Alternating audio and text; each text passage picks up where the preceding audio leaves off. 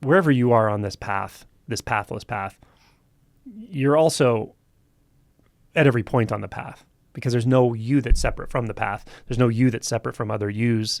It's not like that. It's just a smoke and mirrors thing with the mind and thoughts, right?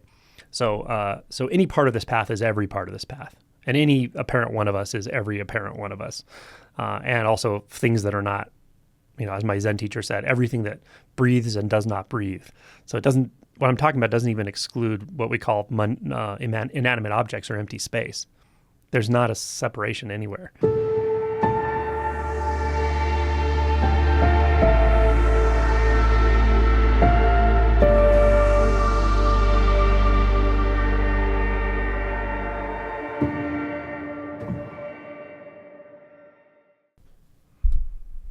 Sometimes I have the concern that talking about approaching initial awakening may be boring or redundant for people who have already gone through this or in deeper stages of realization.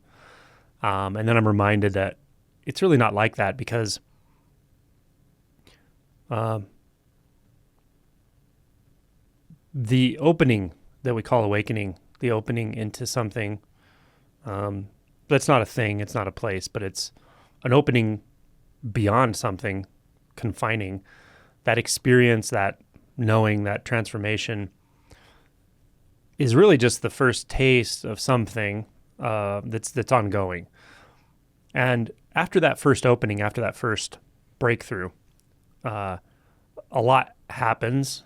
There's often this, what I often have called a honeymoon period. I'm sure other people call it that as well, where things feel rather fluid, rather open, clear, light, very natural, simple, kind of like a big, like, wow, life can be so simple and fluid. And why was I so caught up in the dreams in the mind? Why was I so caught up in all that struggle and self-doubt and thought? It's just strange that in retrospect that was so enticing, and now it's seen that I can just be. There's no need to try to be. There's no need to try to do and form a self and reform a self and defend a self. And there's such a release to that, such a relief for that. And that's part of what happens with awakening, or I should say after awakening. Another part is rather paradoxical. It's rather the opposite of that. And that is, with some time, usually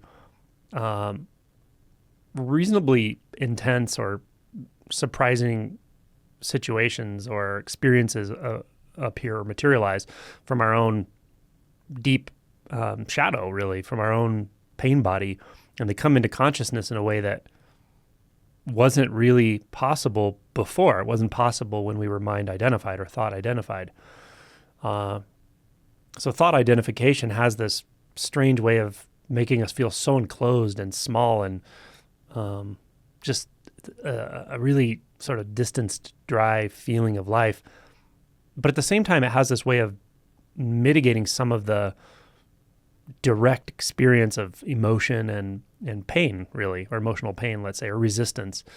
So it keeps us in this kind of narrow bandwidth of a stable disassociation. When we break that spell, when we break that or breach that veil, let's say, the bandwidth for experience is suddenly vastly more than we remember. And again, at first that feels great. It feels wide open, peaceful, fluid, simple, natural, immediate. And also the repressed emotional stuff, the shadow spaces, the shadow beings, even pain body, all of it starts to come into that space, into consciousness. And we experience that as directly as we're experiencing the fluidity and the expansion and the consciousness and the beingness and the simplicity. All of that is so simple, spontaneous, and natural. And now so is the direct experience of repressed stuff, of resistance, of all of the emotion that we had without even knowing it at all, and without meaning to, we had pushed down, repressed, kept at bay. Yeah. And all of a sudden that's there too. And that comes just as spontaneously and naturally as the spaciousness does, as the fluidity does, all of it. So that's a mixed bag, right? It's a challenging thing to go through, a challenging situation in a sense. But the really good news is what you're really feeling there is acclimatizing to a much wider bandwidth of experience, a much wider bandwidth of, I could say at this point, maybe identity. The identity is the sort of limiting factor, or the experience of identity, or the set of beliefs and predispositions that construct what seems to be an identity. That's what was limiting before. That's what kept us in that narrow bandwidth of experience that was really uncomfortable when we could see the truth that's so far beyond that, so much beyond that narrow experience. That's what made it so uncomfortable, the suffering, the dukkha, the unsatisfactoriness. But once that blows open, now we have a whole different set of, challenges. Challenges are feeling so directly, knowing and living that there is this spontaneity, naturalness, and fluidity, which just makes whatever appears appear. There's not choice about that. We're not controlling what's appearing, what's not appearing. Whereas when we were in that narrow bandwidth of mind identification, we actually thought we were. We weren't then either. We were just numbing ourselves in a way. It's like an opiate, right? The ultimate opiate of the mind, thought. Now we can't do that. We can't even fool ourselves that we can do that. So everything just becomes so full on, right? People tell me this all the time. They use terms like, I feel like I have no skin all of a sudden, like I have no protection. Everything gets so direct and full on, or very gritty, or I don't know. I hear lots of terms like this. I'm surprised how much I can feel. I'm surprised how much resistance there is here. And yeah, that's pretty much the case with most people. Now, that experience of sort of being taken aback by how much is there, how much the direct experience of repressed emotion comes into play. You're going to be taken aback by it because you just didn't know it was there. But the experience of being taken aback by it is a transitional experience. It doesn't last for the rest of your life, typically, right? It's just a normal reaction. It's a normal response to something that's surprising and uncomfortable from a narrow viewpoint, right? As that viewpoint widens, your experience bandwidth widens, your identity bandwidth widens and ultimately starts to dissolve, then you'll acclimatize to it. You will acclimatize to it. From that place of acclimatization, if that's a word, from that the liberated position, let's say.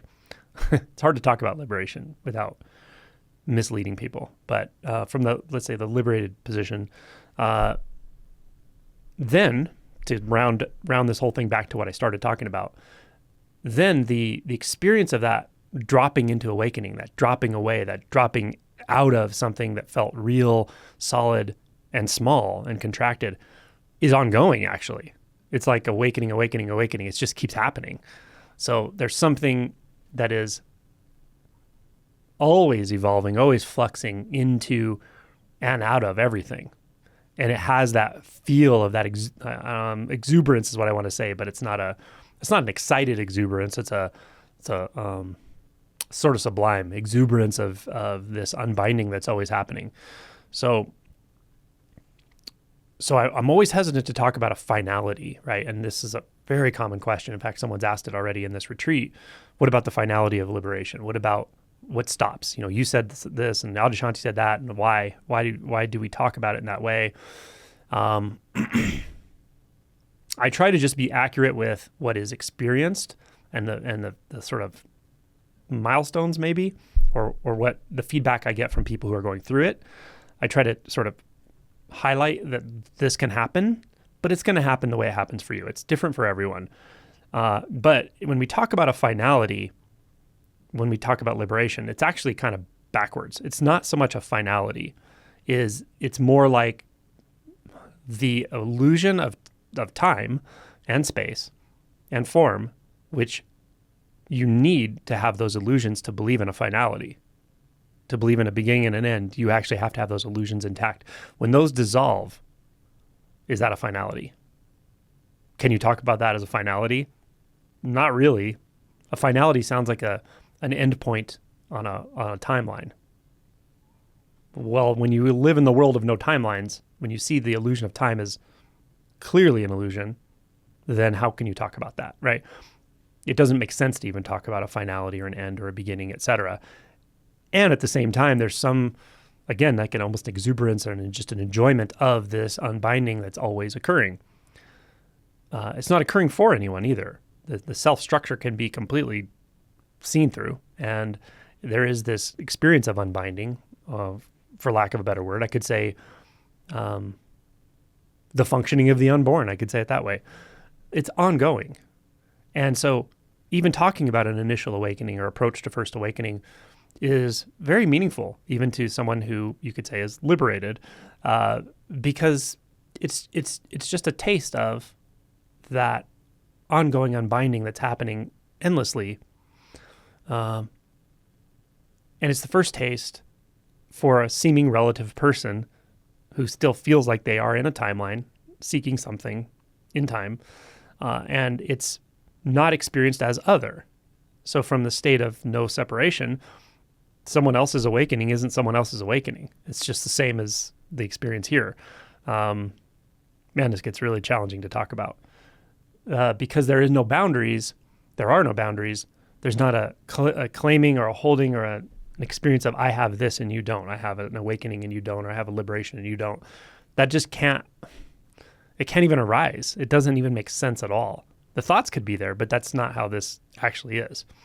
So, so there's a reverence for the entire, let's just call it the spiritual process. There's a reverence for the Dharma. There's a reverence for the possibility of awakening. There's a reverence for even the initial recognition of suffering before anything happens, before any shift happens. Just the recognition that, oh my gosh, I am suffering, right? When that most superficial layer of inauthenticity in the mind-identified state that says, oh, everything's fine, I'm good. When that starts to dissolve and you see underneath like, oh, maybe I'm not so good. maybe I am suffering. Maybe I do have deep-seated fears, and I've had a reaction formation that created this bravado of confidence or something. Like that's just that first breakthrough. There's a tremendous reverence for that because it's a movement toward truth. Yeah. So that all the way down the line to shadow work and the difficulties that come with shadow work, and the deeper realization and specific insights, non-dual insights, and all these shifts that occur, there's a reference for all of it. And none of it's more advanced or less advanced. This may just be my own perspective, but I think I probably share this with others who have walked this path, and there are many now, that wherever you are on this path, this pathless path, you're also at every point on the path, because there's no you that's separate from the path. There's no you that's separate from other yous. It's not like that. It's just a smoke and mirrors thing with the mind and thoughts, right? So any part of this path is every part of this path, and any apparent one of us is every apparent one of us, and also things that are not, as my Zen teacher said, everything that breathes and does not breathe. So it doesn't. What I'm talking about doesn't even exclude what we call inanimate objects or empty space. There's not a separation anywhere. There's not a distinction anywhere. So I find, strange kind of meta talk here, but I find that no matter what level I sort of talk at, it does address all levels in a sense, and it does resonate with all comers, at least from the feedback I get. So I do try early in a retreat, I try to at least address this approach to awakening at least once. What do I mean by awakening? What is awakening? How do we orient to it? Do you apply effort? Does effort slow it down? Does effort do anything at all? Is it about surrender? How do you surrender? Even asking how you surrender doesn't make sense. So what is surrender, right? All these things. That's what I intend to address here in this talk. So as I mentioned, going back to the very beginning. Let's call it the beginning. When we find ourselves in this state of thought identification, this inner world that feels enclosed, and often it feels ever more enclosed as we grow up. I certainly remember this from childhood, noticing the thoughts could get sticky at times. Feel like I was stuck in them, and then I wasn't. And I remember shifting in and out of presence that way to being in a young adult mind and body, and then adding the identity, the social identities after going through puberty and becoming socially aware and all that. It's like a whole other set of mental identities started like closing in. That was really, really uncomfortable. And then by, I guess, young adulthood, it was almost solid. It felt like this sort of solid, like I say, disassociated state. I wouldn't have defined it that way then, but it felt continuous, maybe not solid, continuous experience of thought identification, stuck in the mind, believing that thoughts about me were me. And that's what I needed to navigate. And I needed to have better thoughts or somehow navigate those thoughts and try to avoid the really scary thoughts. But it was all made out of thought. And I didn't realize that thought was becoming a more and more thick and opaque barrier between, I'll just say, me and the world. It was clouding the senses, I'll say, because that's pretty literally true, right? So that was my experience growing up, and it was very uncomfortable. But by the time I was sort of a young adult navigating this or contemplating this, I was so hypnotized by the thoughts that the best I thought I could do was to like pick which layer of thought or which layer of belief or which, I don't know, collection of beliefs that maybe I shared with others out there. You know, people have different ideas about who you are and how to be and what's real and what's not real. Like trying to figure out which ones are just a little more comfortable than the other ones. But I was already completely inside the delusion. I was completely in the matrix, trying to live the best way in the matrix without really considering that I could get out of the matrix or that something about this whole system was just completely off. But in the back of my mind, I guess, and in my heart somewhere, in my gut, I knew something was off. What's interesting about the matrix, right? This that I'm talking about, this thought matrix that is a very personal experience and also a very shared experience in some strange way. What's interesting about it is that part of the system of thought seems to have this motif that says, don't think about the matrix too much. Like you're almost discouraged from really introspecting too much. I don't know if anyone ever told me that exactly, but I think I got the hint of it based on the way people interacted with me, maybe my parents. You could maybe call this a sort of subliminal communication of emotional repression or something, but there was definitely this sense that, okay, don't look too closely at this. Like, drink the Kool-Aid, but don't really look at the ingredients of that Kool-Aid too much. I don't know. That was just my sense. And I would say even now, even though we are in a place in the world where it seems like mindfulness, meditation, introspection, emotion work are becoming much more mainstream, which is awesome. Even with that, I would say a lot of that is still pretty much in the matrix. You know, it's reasonably uncommon to see a message that is like, hey, a very direct message says, hey, all of that could be an illusion. Well, I could say it is an illusion, but I want you to find it for yourself. I want you to discover that for yourself. Does that resonate with you? Does the message that whole thing, all the ways you think about yourself, all the ways you think about feeling good, including the healing modalities, all of it, does it all smack of something that's just a little bit inauthentic or a lot inauthentic? Or it's somehow a limiting possibility of experience, and that there's a way that's completely beyond that. And the way to do that, the way to approach that, the way to investigate that is through your own self, through your own deepest experience of you. Does that resonate with you, right? When you hear that message, you may feel something like, ooh, I don't know, does it? Something's there. I don't know what it is. It's confusing. My mind's confused. My mind's racing, like spinning on this. It doesn't understand the words you're saying, but something in me knows there's something here. It can be anywhere from that to, yes, that's the most important thing I've ever heard. I know exactly that's where I'm going to go now that I've heard it, right? And there may be a spectrum there, right? You may have to hear it a few times before you get to that more direct, like, yes, that's exactly what's happening. And I know that's what's happening. And it's so miserable that even if it kills me trying to wake up from it, I'm going to wake up from it. I'm going to do this. Yeah, somehow. That's where you are when you're kind of on fire with the Dharma. That's essentially swallowing the red hot iron ball that you can neither spit out nor swallow, or at least you're ready to. You're looking for that iron ball to swallow. And that's a good place to be. Yeah. So for me, once I tasted that, once I knew that was a thing, and it happened a couple different ways. I had to hear it maybe a couple times over a few years. I don't know. But that taste, that first taste, I'll just call that recognition. It's not an awakening, but it's a taste that awakening is possible. It's a knowing well beyond thoughts.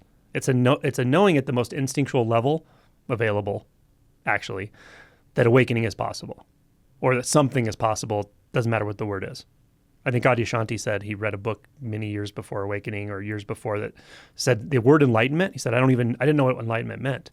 I didn't know what it was, but I knew I was going to get it. I knew I was after it. That's what I mean. That's recognition, and that taste, even if it's the quickest glimpse, just the subtlest taste, but it's the realness of it that comes through, the absolute realness of it, that's what you resonate with. And that is no different than liberation. The only difference is how much temporality in thought is still sort of operating and kind of tainting the experience, perhaps in the seeming relative world, or in the seeming temporal world. I'll say that. But the truth, that absolute truth, is just tasted for a millisecond. That's enough, and that's a full-on experience of undifferentiated reality, of unconditioned reality. And you know it. That's the point. That's why it's so potent. It's so potent. What's so funny is, at first, the thoughts are so still enticing. Like the thought system, I'll personify it for a minute, the ego, the pain body, I'll personify it for a minute for the talk. And that is, I'll say, you okay down there, kiddo? Cleo's down on the floor coughing or something. Maybe she's sneezing. So this thought system, if I were to personify it somewhat, it has some very clever tricks, right? One is it's sticky. There's something, our attention just keeps wanting to go to those thoughts. Even after we've seen through this fundamental illusion of self, at least the initial see-through. It's not that it's not operating, but we've seen through it. We don't really believe it anymore fundamentally, and we know it's not there. But still, those thoughts are sticky. The stickiness of thoughts doesn't go away right away. In fact, it can become worse for a while. So there's something that's just sticky.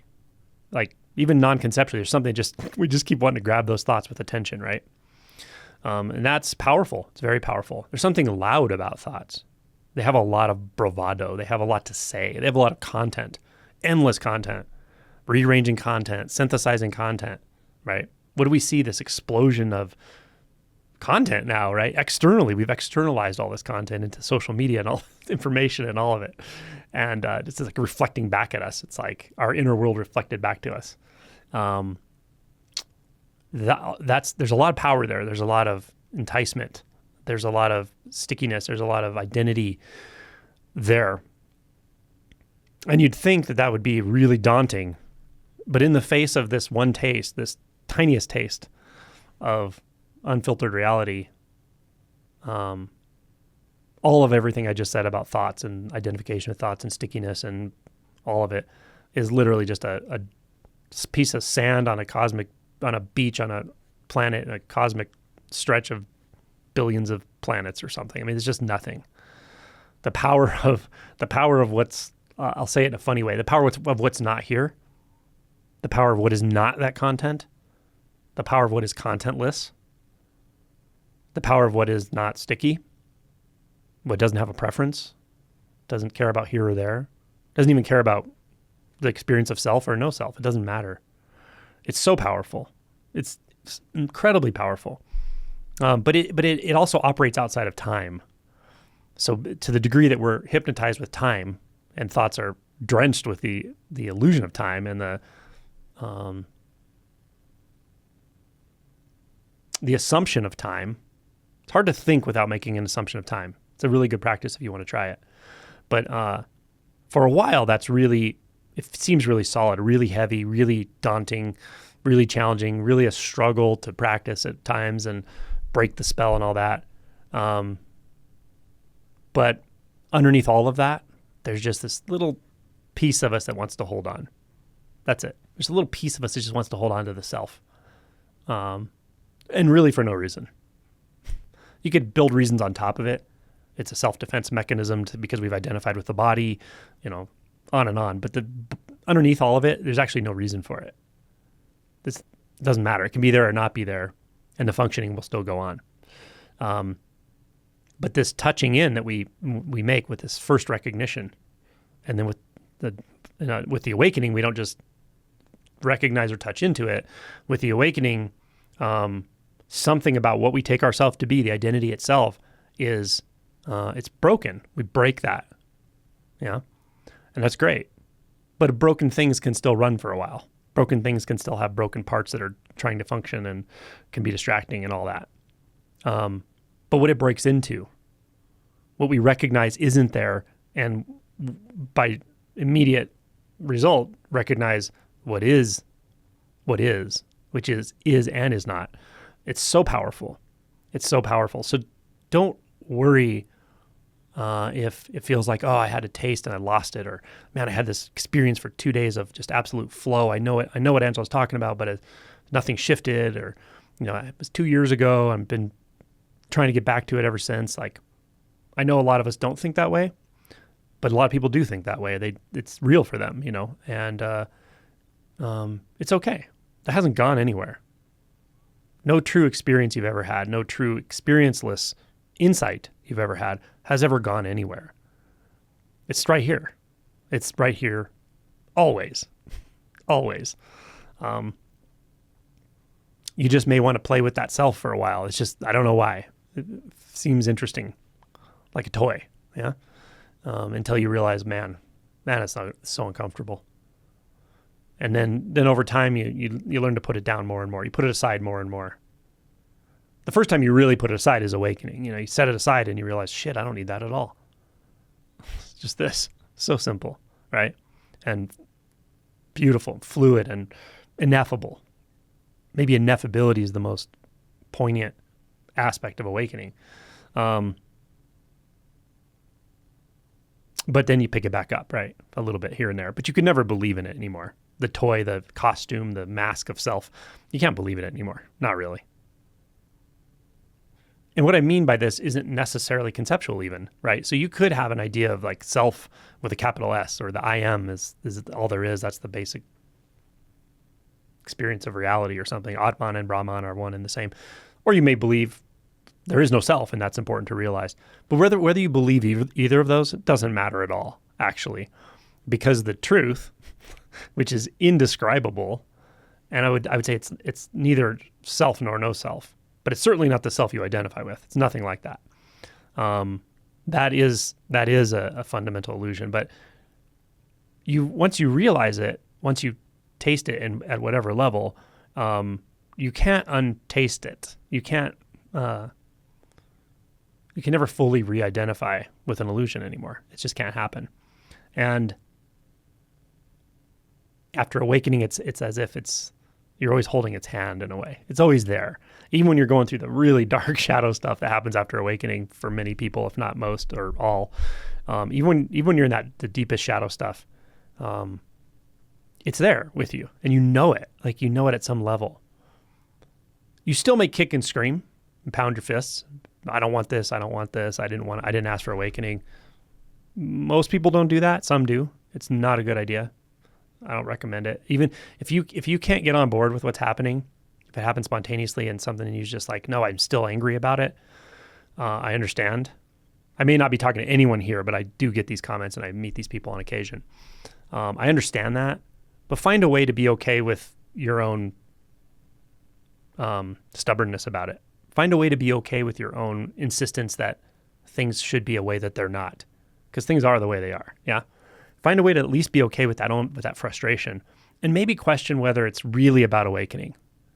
Because what I really try to point out to people is all the intense stuff that comes up after awakening, your anger, your frustration, even if you blame it on awakening, it has nothing to do with the awakening. That didn't create all of that.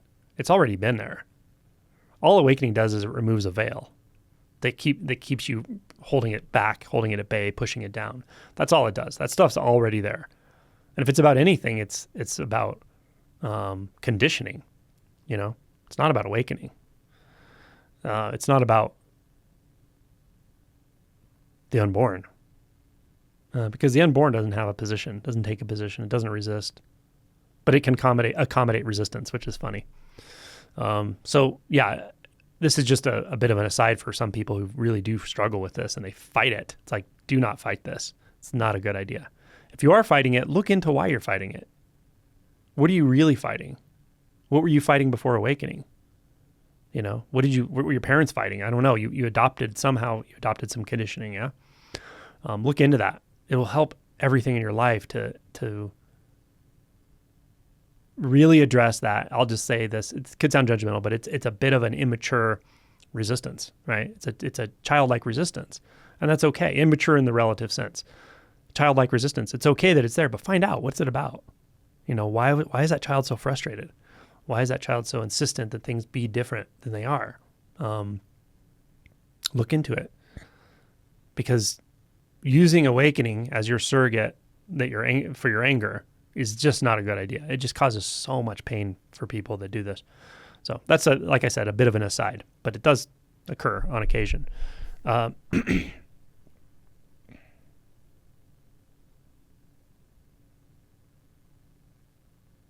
So once you've had that taste at any level, call it recognition, call it touching your true self, call it touching your true nature, call it resonating with this message, reading The Power of Now and just suddenly knowing there's something very real that I didn't know was there, and now I have to orient to it. Like my life is actually about this now, whether I like it or not.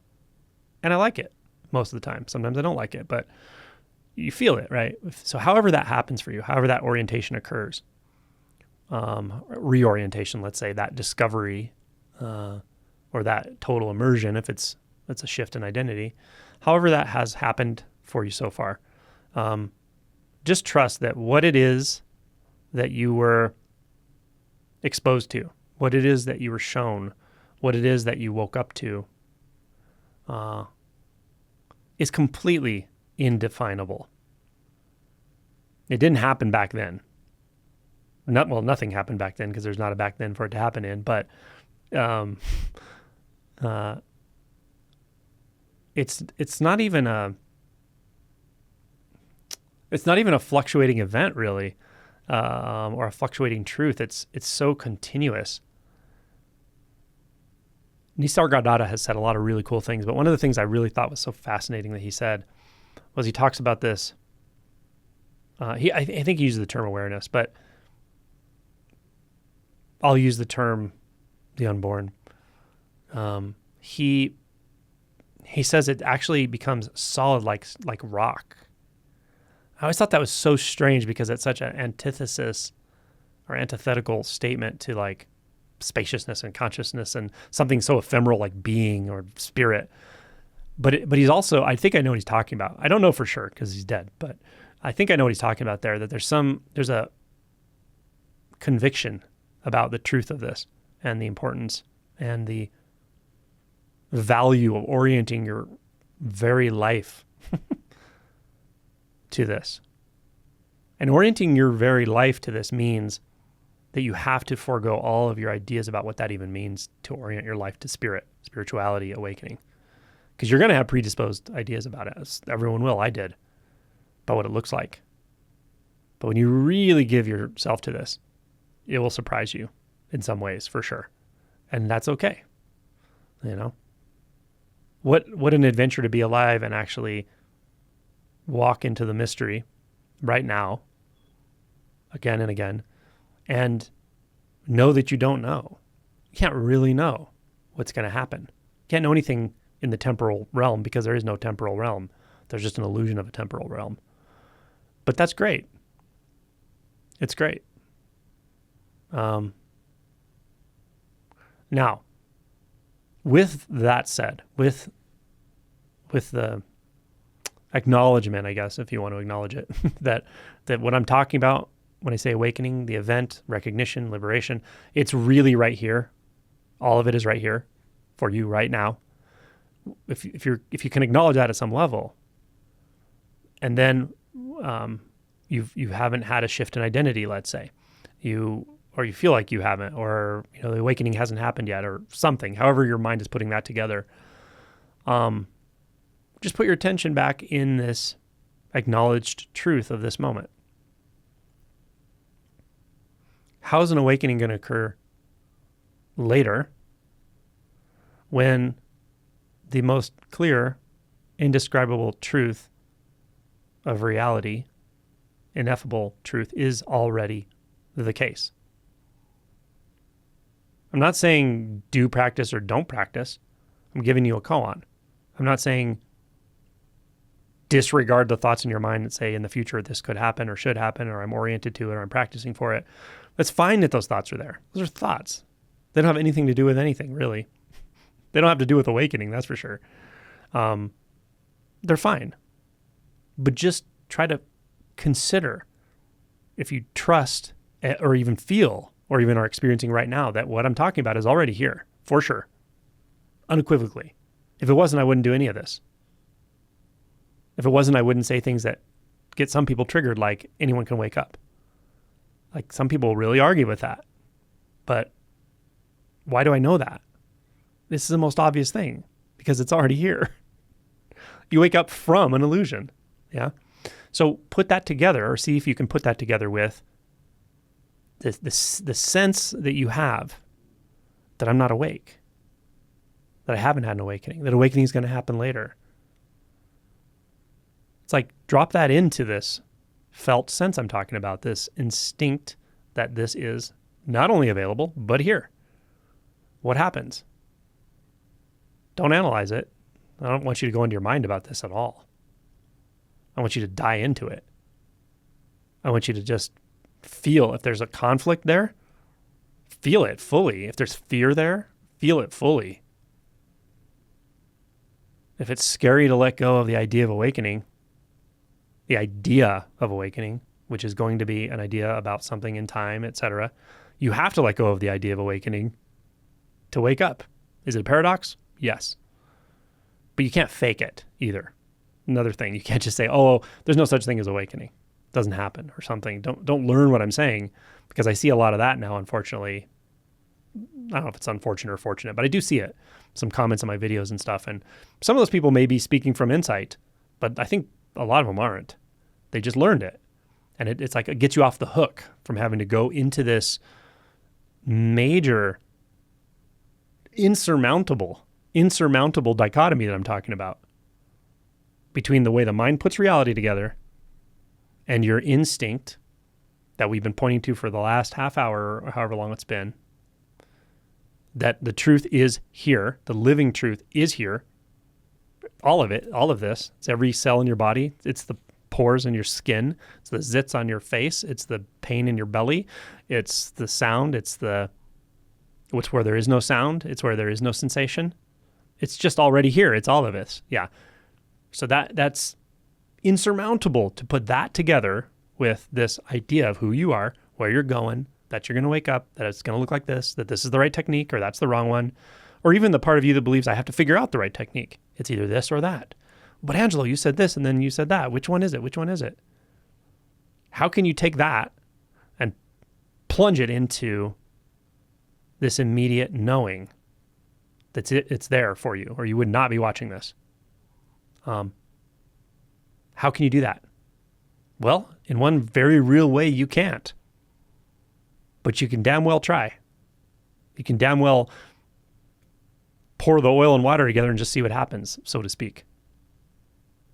I'm trying to push you right to the brink, if you don't notice that by now, right to the brink of that fundamental,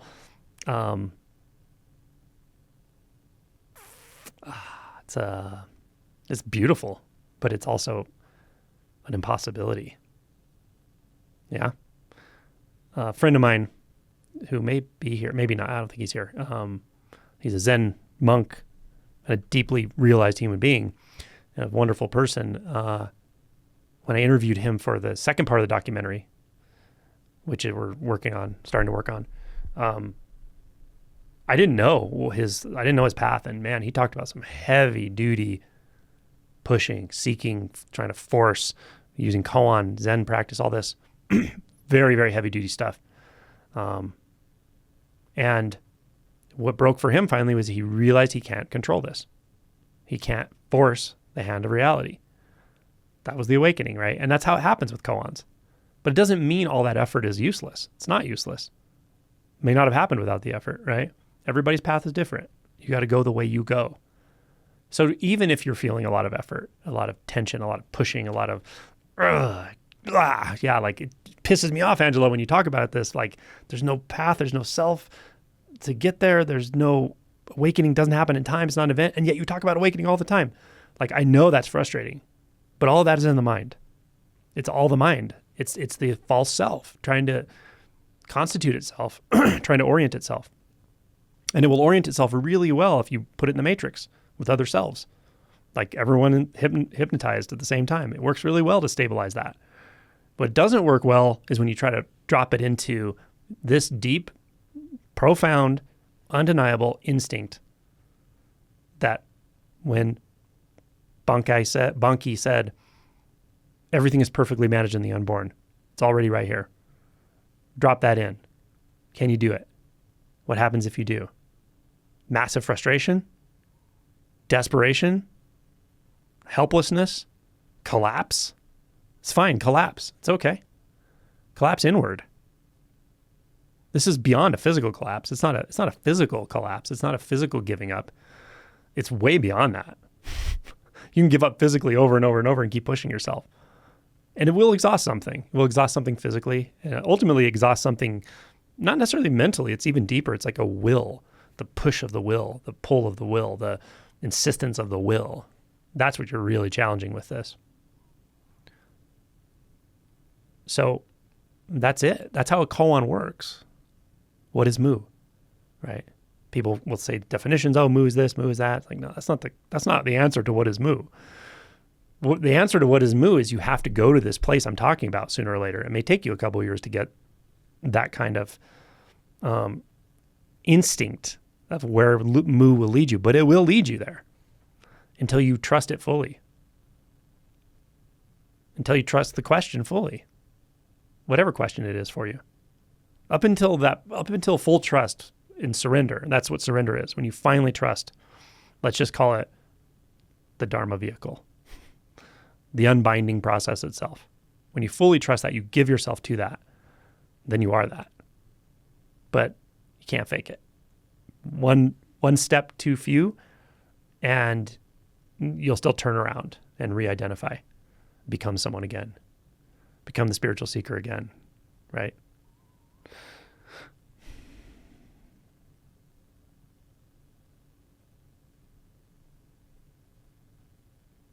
So let me make this into a process, a simple process. Whatever it took, whatever it takes right now to remind yourself. It could be a statement, a sentence. It could be watching a certain thing. It could be listening to a certain audio shanti, recording, whatever it is, to drop you back in. Remind yourself that it's always here. Whatever this, I don't know what it is. It's not a word. Don't even call it the Dharma. Don't even call it Buddha nature. Don't call it anything. You just know it's there. It's so obvious. It's not a thought. It's both beyond thought and primary to thought. It's undeniable, but it's not in the world of content. It's not in the world of time at all. So it's definitely right here. Taste it. Even if it's a subtle taste and your mind is still, kicking off doubt after doubt. No, I don't think I have it. I don't know if that's it. But something in between those thoughts, something primary to those thoughts is like, yep. Mm-hmm. Yeah. So that's it. That's step one. Step two is find the seeker. It shouldn't be hard to find. The seeking mechanism, the one that wants it to be this way or that way. Or maybe you've had an awakening, the one that wants the shadow work to be finally over. I shouldn't have to do this again. I shouldn't have to go back here again, back into this rage, back into this shame, back into this guilt. I shouldn't have to go back here again, right? That's the seeker. It's just a different form of the seeker. So find it. Find that part that feels like simultaneously you, and it simultaneously feels like crap, not good, not fun, not real, not fully real. And just touch the two together. You know, you watch Ghostbusters, don't cross the streams. Here you're supposed to cross the streams. There's magic in crossing the streams. There's magic in dropping that frozen ball of ice into the infinite boiling ocean of eternity. That's what you're doing. So that's the approach here that I'm sort of delineating, if it makes sense to you at this time. If it doesn't, don't worry about it. There's other ways. There's other moments. Reality is going to rearrange itself. As soon as I shut my mouth, the deck is going to shuffle itself. This whole talk's gone. Everything's gone. Your past is gone again. And it's all fresh again. Here it is, right in your face. If you want to see it, want to feel it. But I think that I'll keep it simple here with this. I think as an approach, maybe there's an energetic in this retreat that has to do with that, and we'll see where it goes. But I want to keep it simple with that kind of pointing that I've done in this. That again, it's a potent pointing for first awakening, or it could be, but it's also pointing for every other step along the path anywhere you are. Because you have acts, including the subtle self-sense at the end of the end for the self. Same thing. You're comparing in one way, but not an intellectual comparison, not any kind of judgment. You're not even really comparing. You're just putting two seemingly disparate, I think that's the right word, experiences into contact with one another. In fact, one's an experience and one's not. Try it. Okay, that's my talk. We'll end early on this round.